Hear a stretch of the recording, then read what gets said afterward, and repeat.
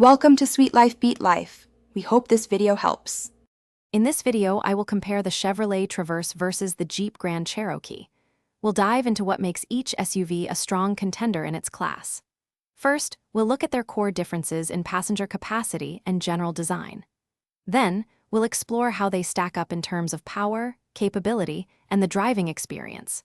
Finally, we'll examine their interiors, technology, and safety features to help you decide which one best fits your lifestyle. When it comes to getting around, both SUVs offer capable powertrains.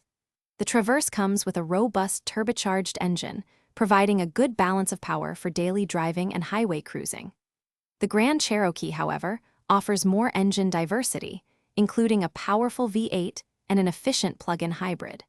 For those needing to haul heavy loads, the Grand Cherokee generally provides a higher towing capacity, making it a strong choice for bigger adventures.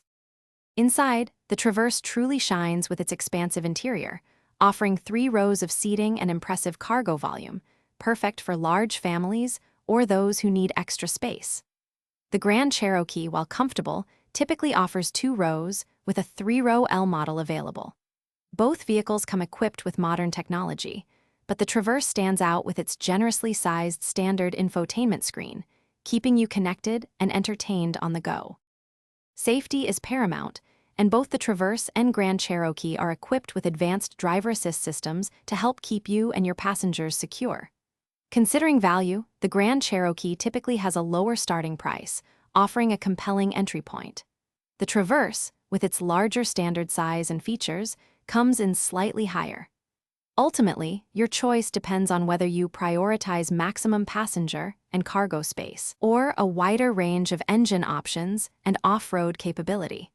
Don't forget to check the description for a link to some great meal prep containers and other deals. Thanks for watching. Consider subscribing if we helped you.